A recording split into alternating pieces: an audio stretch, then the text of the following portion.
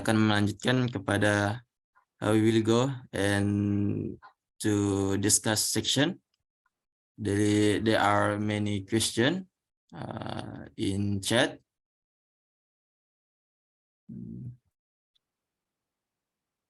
Baik, kita akan masuk pada sesi pertanyaan. Ini ada pertanyaan dari Al-Wafi Lido, Universitas Nahdlatul Ulama, Nusa Tenggara Barat.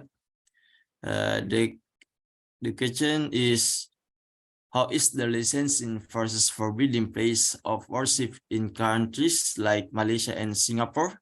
Is it complicated from the military and easy for the major, or how is the process? And secondly, does Islam in Singapore and Malaysia have Islamic organization that also play an important role in politics for public office? Okay, there is two questions from Al-Wafi Lido. Time is yours. Tafaddal ila jiranina al-kiram. Please, for our neighbor.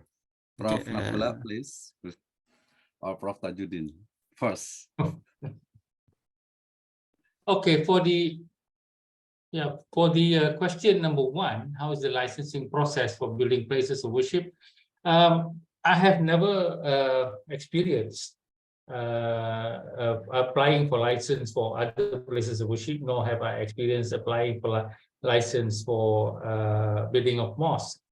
But I have given a lot of public talks, and in my public talks, there are many people, mostly non-Muslims, who have given me certain views. For instance, there was the Sikh community, SIKH, Sikh, who said that in some places they are disallowed to use the dome because the municipality, which gets advice from the religious authority, so meaning if you submit a building plan to the authorities, they would then refer to the religious department. The religious department is not supposed to have any authority on building, but then they have to consult the religious department. And so the religious department, being not trained in architecture or urban planning, will always just resort to simplistic understanding by saying things like, well, the dome is belong to Islam, and it will be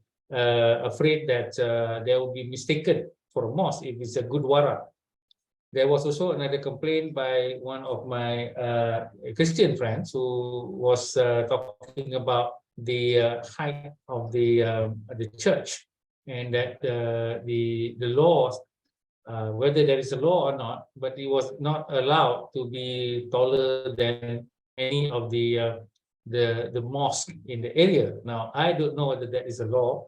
I suspect it is not. I think it is simply a matter of opinion, but as I said, I have not done research on the rules and guidelines and regulations of building minority structures. What I have come across is this complaint, which I think is unfounded in terms of Islam. I've always said that the mosque actually is a facility. It is not supposed to be some kind of a sacred building, because there's only the sacred building of Masjid al-Haram. You know, it's the only one declared sacred, and the others are like the Prophet's Mosque and the Jerusalem Mosque is something also related to sanctity, but other mosques are just community facilities, because the Prophet has said that all mosques are all earth is a place for us to pray. You can pray anywhere, and this is the strength of Islam. But cultural adaptation have made it some sort of a very sacred thing. Over sanctification of the mosque has occurred, and that causes a lot of problems which actually does not exist in Islam, like the azan. The azan is not supposed to be something obligatory. It is just to call people for prayers at a certain time. And when the watch was invented, there is no longer a need for the azan. The azan is continued because it's a tradition. When the order of salat came from Allah, it is not mentioning anything about azan. when Jibril came to teach the Prophet how to pray, he never said anything about azan. So azan has no religious function except as a call for prayer to a certain time. But we respect the azan as tradition, and that's fine. But we don't try to get into an argument about if somebody says like to lower the sound. And even in the United States, we are not allowed to call the azan, but the azan is into the compound of the mosque.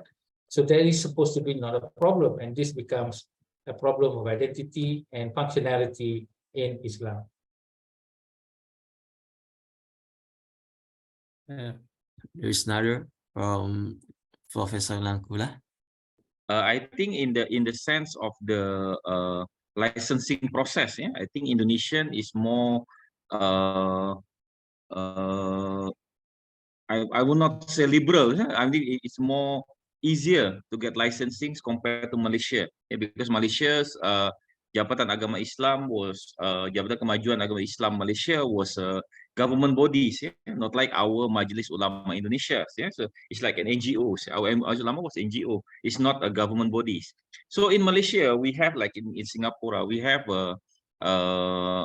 Mahkamah Civils and Mahkamah Syariah. Yeah, so Mahkamah Syariah is the one who actually managing, yeah, the Jabatan Agama Islam is the one who managing the Islamic affairs in the country. So it more strict, nah? So based on our experience, when we have some mosque projects in some part of Malaysia, it must go for the Qiblat direction. It must have but the based on our research, yeah, interestingly, based on our research on the survey in Kuala Lumpur, yeah, we have surveyed 98 mosques in Kuala Lumpur, registered mosques. In Indonesia, we have thousands of mosques, but in Malaysia, we have only few registered. Yeah, it must be registered. It's a mosque registered for Jemaah prayer, not the mosque like surau or musola. So in Indonesia, last survey 2006 in Jakarta, we have 26,000, yeah, mosques in Jakarta itself. But in Malaysia, we only have in Kuala Lumpur, we only have 98 mosques registered. So one thing very interesting is that if we follow the guideline, kita ada satu garis panduan, garis panduan reka bentuk masjid that we refer. Most of the mosques didn't follow the garis panduan, because of the sometimes bigger mosques you have a bigger space.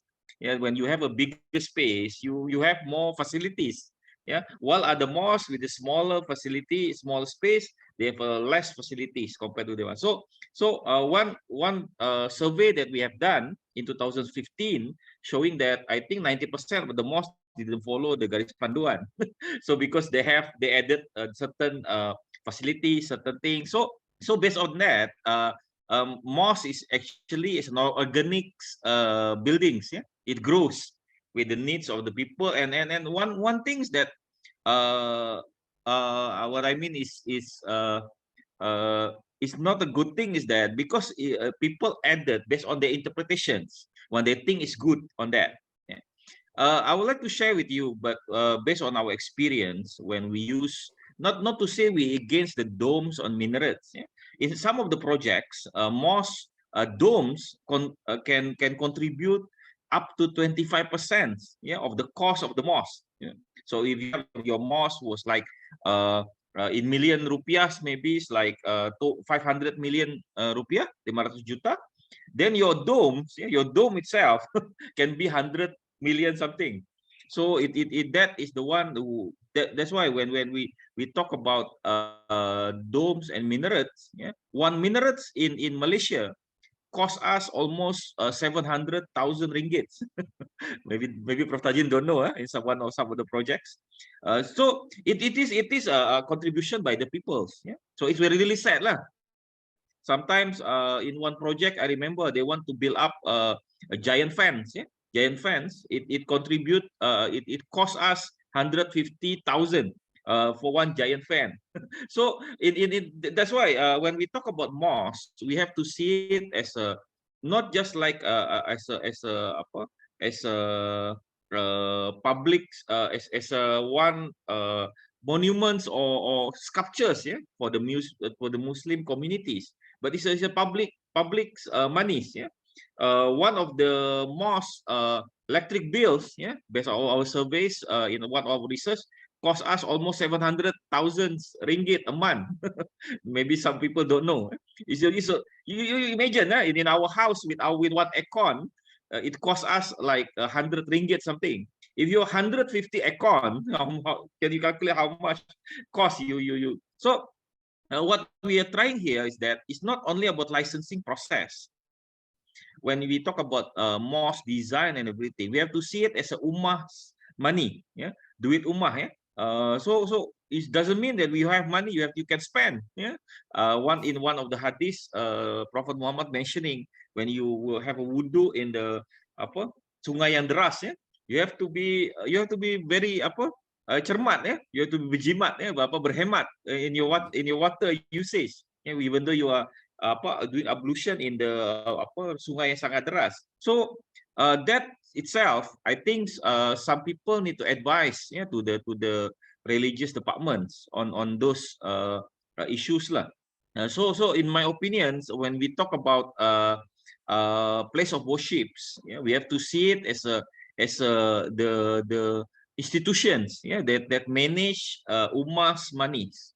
So you can't just make use of the money semena-mena, sesuka hatinya. I think that is not the right right attitude to do that. Yeah, I think that's all my opinion on the question number 1. I think question number 2 is Prof. Tajuddin's and Dr. Misno's is more know about that on the Islamic organizations, yeah, on the parties and everything. Well, yes, in terms of Malaysia, Islamic organization seeking for public office. Number one, we have, of course, originally we have the ones that use the word Parti Islam Malaysia. I'm going to write very soon on disallowing the use of the word Islam in any political party. Number one, because if you have the word Islam, then you may have a Parti Christian Malaysia or Parti Buddha Malaysia, and we have endless fights about this. And we also have the problem of in the recent general election, state elections, where the Parti Islam Malaysia used such things like not differentiating between pilihan raya and jihad. So associating the idea of jihad, meaning holy war, with winning a pilihan raya causes great tension, not only among Muslims and non-Muslim, but also among Muslims themselves, because the original understanding of democracy is simply that you have a certain way of governing the country, and we, the people, are supposed to choose governance, organization, or how it is done, not to declare each other enemies. So that is, at the moment, the party that uses the word Islam is Parti Islam Malaysia. Then there's also the party that splintered from Parti Islam Malaysia is Amanah. Amanah did not use the word Islam, but the point here is that they came from the same Islamic reform group, and they are not very effective in actually trying to convince the Muslim, because they are a bit more, they are more in the Madani construct or civilizing construct. They don't use race baiting, they don't use religious extremism, which are all, as I said, populist method, which is very effective to the Malay society, who has been educated by UMNO and Barisan Nasional before this. To win votes, they use the way of uniting Malays, race, uniting Malays against others.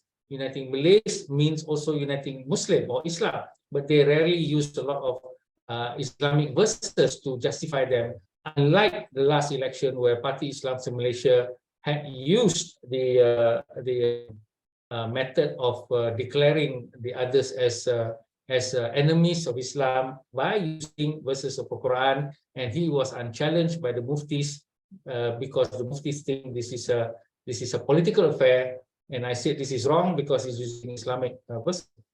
The other parties, Ikram and Abim, they are NGOs. Most of them usually support Anwar Ibrahim and the Madani Islam, because the Islamic reform in the 1980s was actually propagated by the professionals, not by the religious ustaz or cleric.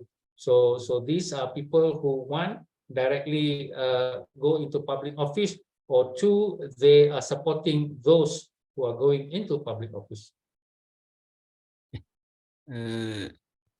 Taib, itulah jawabannya. Nah, Ya, jazakallah soal. khairan ila al-Ustaz Dr. Al-Wafi Ridho min UNU. هذه هي يعني مشكلة في سنغافورة خاصة يعني إذا مثلا نريد أن يعني نبنى المساجد أو المسجد. كما عرفنا هذا اليوم في يعني في سنغافورة هناك 70 المساجد. إذن لابد أن إذا مثلا شخص يريد أن يبنى المساجد لابد أن يعني نتكلم أولا مع مؤيس. إذن إذا سؤال كيف يعني الإذن ya من الحكومة أقول يعني المستحيل بالمستحيل.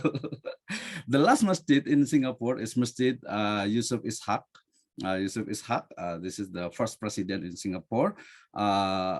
لكن ممكن أظن يعني إذا مثلا نريد أن نبنى لكن يعني الولاية وأيضا الحكومة لكن لابد يعني من المؤيس هذا في الأول.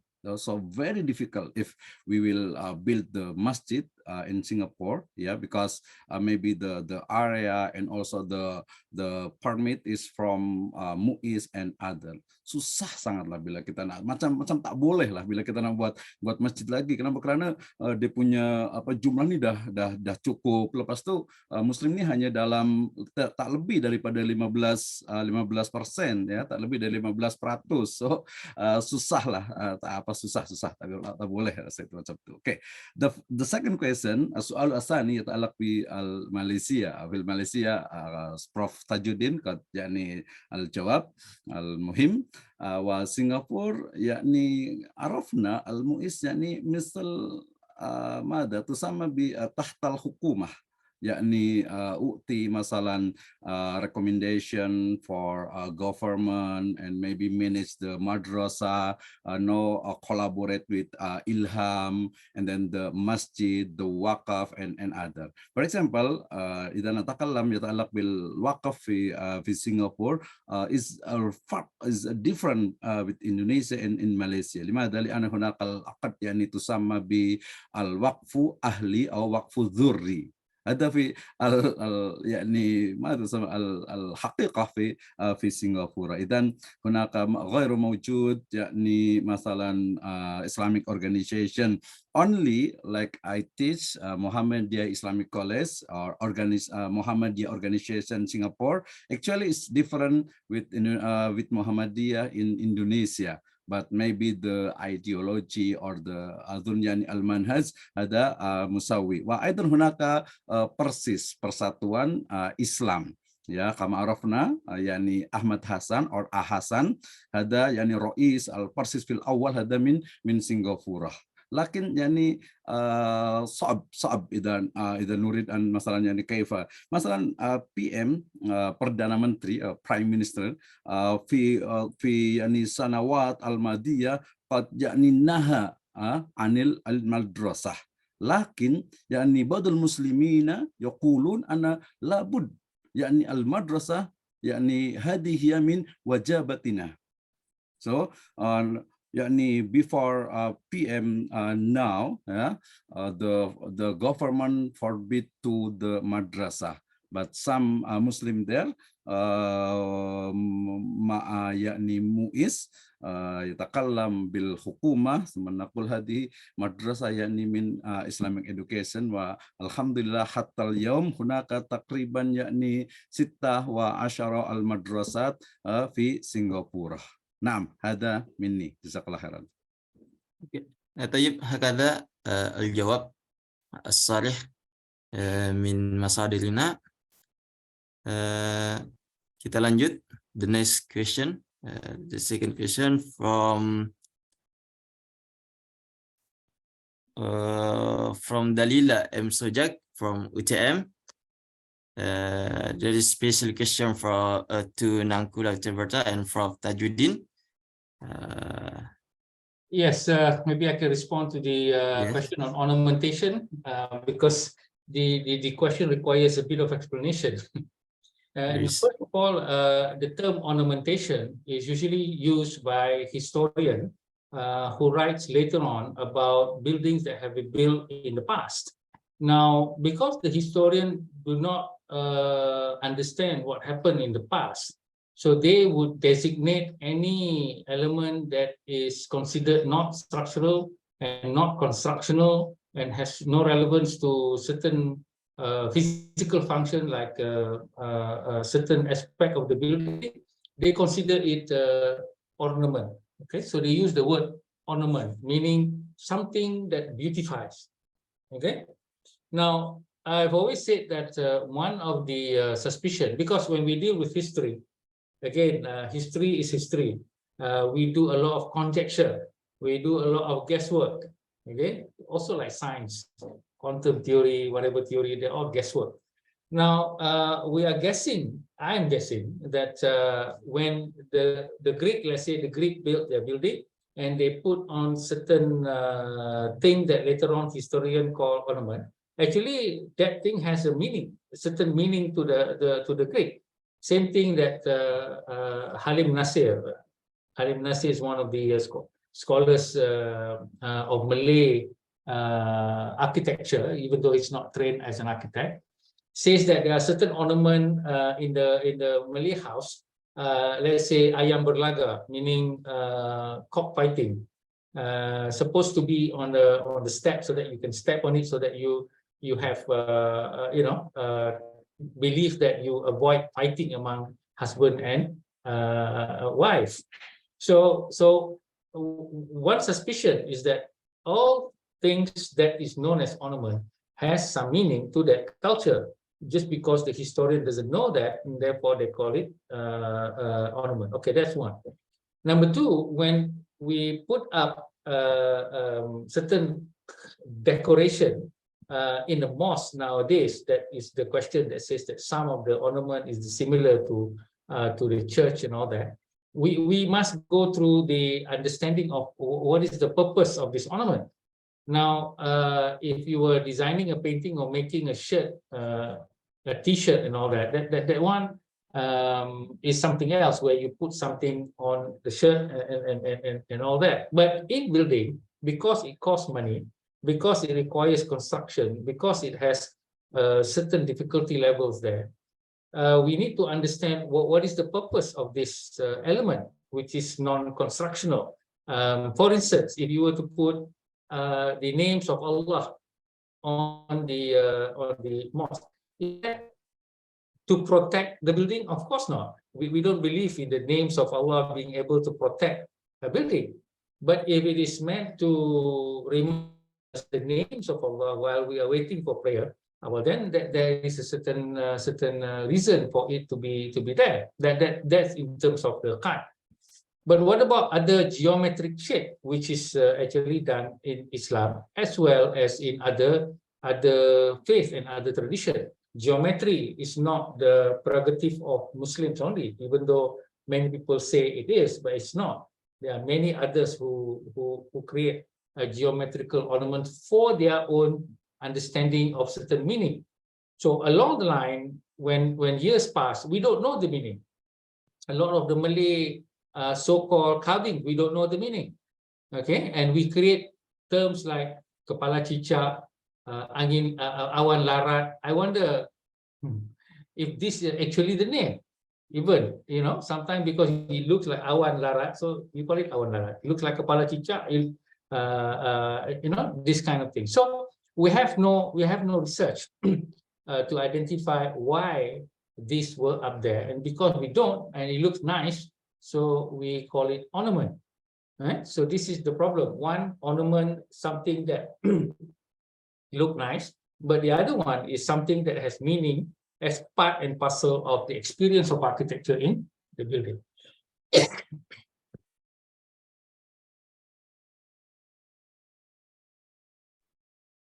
Okay. There is another Rangkula, from you want Dr. to Rangkula, add Dr. on? Berta. Okay, the question of the ornaments, actually I thought previously ornament is a small matters, yeah? but actually based on our research that we did, actually, see in Islam, when we talk about ornaments, historians say, as what Professor Tajid mentioned, historians says, because in Islam you cannot have living things as ornaments. Yeah, that's why in some part of Malaysia, based on our research, the dragon forms, yeah, some of the mosques have dragon forms in the roofs. The dragon form was cut off, yeah, was cut by the order of one Islamic authorities, yeah, to delete the image of the living things. Yeah, I visited one mosque in Bali when they have a dragon in the wall, and they have one ustaz holding Quran at the front gate, as an ornament of it. So I think what the problem is that when we are trying to make what we call Islamic identities of it, yeah. As I mentioned in my presentation, actually Islamic architecture's unique not because it tried to portray certain races as a one entities. Yeah? What good about Islam is that it adapts the local language and creates a new kind of Islam. Yeah, not to say new kind of Islam, they're different with Prophet. But you see, in Islam, there are two things there. One's what we call as something yang tetap, yeah? Some things that been fixed as a law. For example, like when you pray 17 rakaat a day. Salat subuh is 2 rakaat, not become 3 or 4. So those kind of things is fixed. But actually in Islam, there's a call Islamic thought. Yeah? Islamic thought was growing with the locals context. Yeah? That's why Islam was as we have today still relevant with whatever it stays, with whatever time is it. It's still relevant because it has some elements that can grows based on the context of the times and the context of the place. So these kind of things that make Islam is very dynamic religion. So when we come back to the ornaments, I think that the problem is that we are trying to make an identity of Islam's, and we try to say that the other one was not identity of Islam's, but forgetting what are the message of it. I think Prof. Tajid was clearly mentioned about it. When you talk about ornament, we need to talk about the discourse about it. Yeah, number one. Second one is that we need to talk about what is the function of it. Yeah. Sometimes you put it, for example, you put it, I think last time I remember when I was a student, we have a discussion with my supervisor, with Prof. Tajuddin, on to putting an Islamic verse, but in Malay, yeah? Like certain words that people can really understand about it compared to the calligraphies. There's a discourse on that. Yeah, is it possible to put something like that in the mosque so that people can really understand about it, can internalize it, then they can works as an ornament. Yeah. So whether is so in Islam, what historian has mentioned, we are not allowed to have a living things. That's why people use geometrical things and also flora things. Yeah, the vegetables, yeah, as an ornament. Then you have the calligraphies and everything. So we consider it as a heritage of Islam. Yeah, but we cannot say that if you didn't have this, you become un-Islamic. It doesn't have to be. Yeah, so that's why, because the context might be different. I mean, when you're designing a mosque in Holland, for example, the one I visit in certain part of Europe, the design of the mosque is totally different than we have now, because they have their own context and they have their own language of certain mosques. Yeah. So when you have those kind of things, so Islam's become a relevance to any places and any times. That makes Islam a very dynamic religion. So for me, when you talk about Malaysia, of course, as mentioned by Prof. Tajuddin, certain elements, sometimes we can use it in our mosque. As long people say, as long as it didn't against the principle of Islam, that yeah, having the living things and things. But we have a lot of ornaments that can be used on that. So I think not trying to mention that this one is Islamic, this one is not Islamic, because if you're referring to Prophet's mosque, ornament at all. Yeah, no ornaments on that. But if you refer to the original of it, so for me, when we talk about mosque architectures, we cannot say this is one typology of mosque like we have before in Indonesia. We have a Masjid Muslim Pancasila as a one of typology of mosque, and we duplicate it anywhere. The same typology of Masjid Demak, they're using it. There's as a one types of mosque without considering the context, the site, and everything. So we don't want to have something like that. So when you talk about ornamentation in the mosque, we're looking at the context and how the purpose of that ornamentation, rather than talking about the forms. Yeah, that's my opinions lah on these matters. But I think the discourse of it require lots of opinions and maybe historical studies lah on that particular things. I think that's my opinion lah. Okay, thank you, Mr. Prof. Nangkula atas jawabannya. Bapak Ibu, ladies and gentlemen, kita telah memasuki sesi akhir dari diskusi kita. Aqulu, thank you very much for all speakers tonight, for Professor Tajuddin, Professor Nangkula Utarbeta, dan Dr. Abdul Misno, for the great insight, the architecture, and also the Muslim in Singapore. And also terima kasih kepada Bapak Ibu, the participants, all participants has joined tonight. Dan saya ucapkan permohonan maaf, atlubul afwa minkum idza wajadtum khata'an minni, dan kita akhiri sama-sama dengan pertemuan ini dengan mengucapkan alhamdulillahirabbil alamin. Alhamdulillahirabbil alamin. Okay. Saya pamit undur diri. Assalamualaikum warahmatullahi wabarakatuh. See you, Prof. Nangkula. Waalaikumsalam warahmatullahi wabarakatuh. We are waiting in Bogor, Indonesia. Amin. Thank you, Dr. Abdul Misno. Yes. I think we should go to Bogor lah, Prof. Tajuddin. Prof. Tan. We can go to Bogor, to Puncak. Inshallah, Thank you. Inshallah. Ila Jabalain nantadirukumah. Jazakallah khairan. Syukran.